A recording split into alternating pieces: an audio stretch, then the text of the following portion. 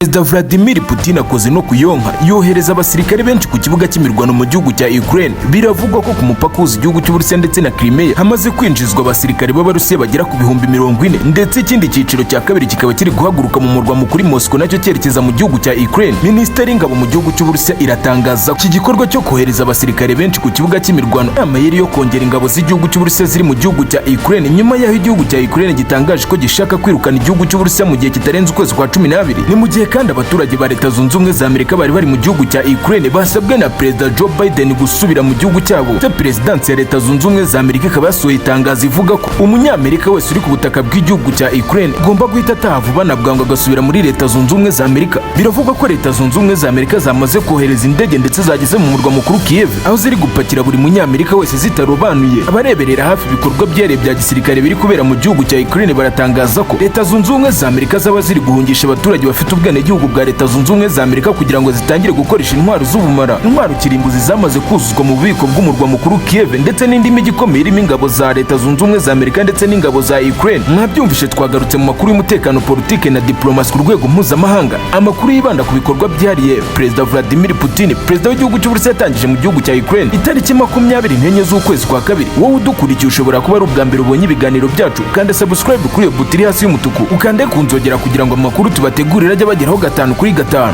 Itsinda rinini ry'abasirikare b'Abarusiya ryamaze kwerekeza ku kibuga cy'imirwano mu gihugu cya Ukraine nyuma yaho igihugu cya Belarusiya nacyo cyohereje abasirikare bo mu mutwe wa Special Force bagiye gufasha ingabo z'igihugu cy'Uburusiya kwisubiza Kherson. Ndetse nk'uko tubikesha umunyamakuru wa Russia Gazette uri ku kibuga cy'imirwano mu gihugu cya Ukraine, aratangaza ko ku mupaka uzi igihugu cy'Uburusiya ndetse na Crimea hamaze kwinjira uruhererekane rw'ibimodoka binini bipakiye abasirikare ndetse n'ibitwaro bivuye mu murwa mukuru Moscow. Irindi tsinda rikaba ryerekeje mu gace ka St. Petersburg ku nkengero z'inyanja yirabura, aho zigiye kwifashisha inzira y'amazi ubundi zikinjira ku kibuga cy'imirwano. Ibi kandi bikaba bibaye nyuma yaho igihugu cya Ukraine gitangaje ko gishaka kwirukana ingabo z'igihugu cy'Uburusiya mu gihe kitarenze ukwezi kwa 12. Ibi bikaba byaratangarijwe mu nama y'umutekano yabereye mu murwa mukuru w'igihugu cya Ukraine, aho yari yobowe n'abayobozi bakomeye mu gisirikare cya Ukraine ndetse n'aba Leta Zunze Ubumwe za Amerika, Ubwongereza n'abandi basirikare ba Nato. Sergei Slovakin uyoboye ibikorwa byare bya gisirikare by'ingabo z'igihugu cy'Uburusiya ku butaka bwa Ukraine akaba n'umugaba w'ingabo zirwanira mu kirere yatangaje ko icyari cyo gihe cyonyine gisigaye kugira ngo inkozi zo mu burengerazuba bw'isi zihabwa isomo ndetse zirekwe na Perezida Vladimir Putin ko kuba atarazirukanye ku butaka bw'igihugu cya Ukraine atari uko bimunaniye, ahubwo yategereje ko bagarura umutima bakemera kumvikana n'igihugu cy'Uburusiya bidasabye kumena amaraso. Ariko kuba baranze uwo muburo bigiye kumutera gukoresha imbaraga z'umurengera ahangane nabo ndetse asenye burundu ibirindiro byabo biri ku butaka bw'igihugu cya Ukraine. Mu yandi makuru kandi Leta Zunze Ubumwe za Amerika zamaze gusohora itangazo risaba abaturage b'igihugu cya Leta Zunze Ubumwe za Amerika batuye mu gihugu cya Ukraine cyane cyane ababarizwa mu mijyi ikomeye nk'umurwa mukuru Kiev,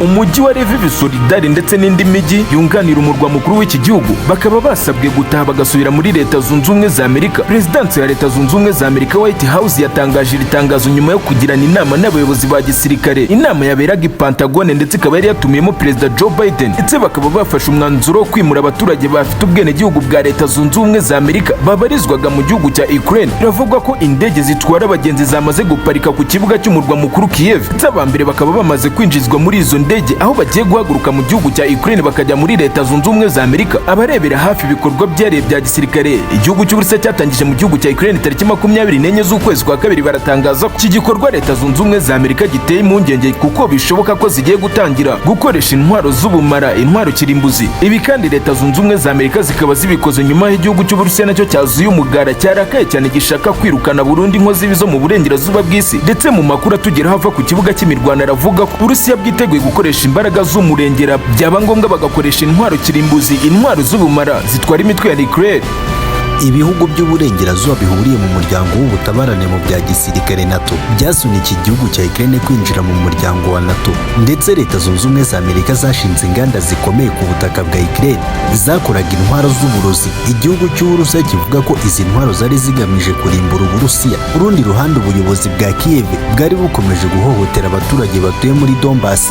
Ibihugu by'uburengerazuba bikarebera ntibigire icyo bibikoraho. Ibi bikaba byaratenya kwa Perezida Vladimir Putin gufata gufata umwanzuro wo gutangiza ibikorwa byihariye bya gisirikare ku butaka bwa Ukraine mu rwego rwo kubohoza abaturage batuye muri Donbass bavuga ururimi rw'Ikirusiya, kwirukana ibihugu by'uburengerazuba ku butaka bwa Ukraine abo Perezida Vladimir Putin yita inkozi z'ibibi, ndetse no gukumira umuryango wa NATO gukomeza gusatira imipaka y'Uburusiya nk'uko amasezerano y'Uburusiya n'ibihugu bihuriye mu muryango w'ubutabarane mu bya gisirikare yabivugaga.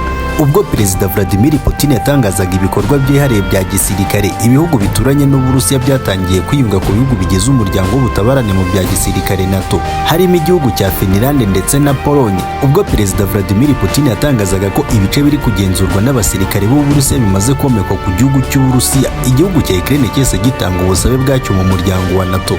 Perezida Volodymyr Zelennsky akaba agitegereje igisubizo kigomba kumwemerera ko agomba kwinjira mu muryango wa NATO cyangwa se agahakanirwa. Gusa inkuru ikomeye y'incamugongo kuri Perezida Volodymyr Zelennsky ni uko umunyamabanga mukuru w'umuryango w'ubutabarane mu bya gisirikare NATO General Stoltenberg yamaze gutangaza ko Ukraine ifite amahirwe make yo kwinjira mu muryango wa NATO, aho yavuze ko ibihugu bigize umuryango wa NATO ko ari 30 byose bigomba kwemeza ko igihugu cya Ukraine kigomba kwinjira mu muryango wa NATO, mu gihe havuyemo na kimwe Ukraine ikaba yahakanirwa. Ibi bikaba bigaragaza ko igihugu cya Ukraine gifite amahirwe make yo kwinjira mu muryango wa NATO, umuryango w'ubutabarane mu bya gisirikare. Perezida Volodymyr Zelennsky agomba kubona igisubizo kimwemerera kwinjira mu muryango wa NATO cyangwa se kikamuhakanira. Muri uku kwezi mu nama izahuza ibihugu bigize umuryango w'ubutabarane mu bya gisirikare mu mujyi wa Bucharest. Iyi nama iteganyijwe y'ibihugu bigize umuryango wa NATO izabera muri Romania mu mujyi wa Bucharest, izahuriramo abayobozi baturutse mu bihugu 30 bigize umuryango wa NATO, akaba aribo bazafata icyemezo ku yinjizwa ry'igihugu cya Ukraine mu muryango w'ubutabarane mu bya gisirikare. Minisitiri w'ububanyi n'amahanga mu gihugu cy'Uburusiya Sergei Lavrov yatangaje ko uburengerazuba butagomba gukora ikosa ryo kwinjiza igihugu cya Ukraine mu muryango wa NATO, dore ko byateza ikibazo gikomeye hagati y'Uburusiya n'ibihugu bigize umuryango w'ubutabarane mu bya gisirikare NATO. Yemeje neza ko uburengerazuba bwaba bukoze ikosa rikomeye mu gihe igihugu cya Ukraine cyakwemererwa kwinjira mu muryango wa NATO.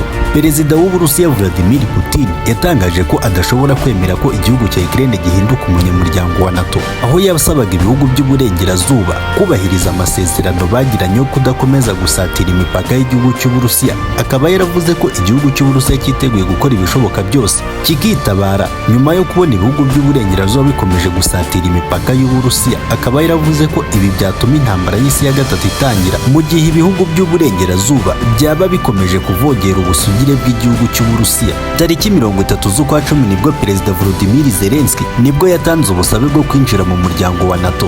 Umunyamabanga wa NATO General Stoltenberg yatangaje ko ibihugu bigize umuryango wa NATO bigiye gukoresha imbaraga zose zishoboka bagafasha Kiev kwinjira mu muryango wa NATO. Umunyamabanga wa Perezida Vladimir Putin Dmitry Peskov yatangaje ko ubusabe bwa Perezida Volodymyr Zelennsky buzateza ikindi kibazo gikomeye ku isi gishobora kuzagira ingaruka zikomeye ku gihugu cya Ukraine ndetse n'umuryango wa NATO wose. Uburusiya bwatangaje ko buri gukurikirana ibi bikorwa byose biri gukorwa n'igihugu cya Ukraine ndetse n'umuryango wa NATO. Putin yavuze ko ibihugu by'uburengerazuba nibiramuka byemereye igihugu cya Ukraine kwinjira mu muryango wa NATO izaba impamvu ikomeye yo gukora ibikorwa byihariye bya gisirikare bigamije kwigarura igihugu cya Ukraine cyose. Yongeraho kandi ko igihugu cy'Uburusiya cyiteguye guhangana n'ibihugu by'uburengerazuba mu gihe bagerageza kwinjira mu ntambara n'Uburusiya.